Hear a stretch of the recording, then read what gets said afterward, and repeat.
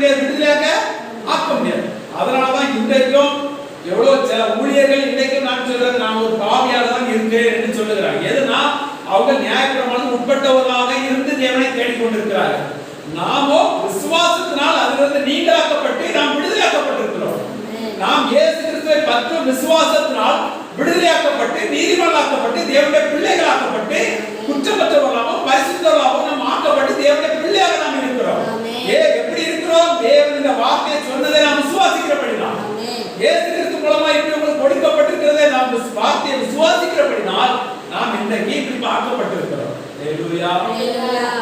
அதனால நாம் இந்த உபாதைக்கு கீழானவர்கள் அல்ல, அதுக்கு நாம் அடிமைப்பட்டவர்கள் அல்ல, பிசாசுக்கு நாம் அடிமைப்பட்டவர்கள் அல்ல, அது நம்மளை மேற்கொள்வதற்கு நாம் அடிமைப்பட்டவர்கள் அல்ல, நாம் அதிலும் மேலானவர்கள்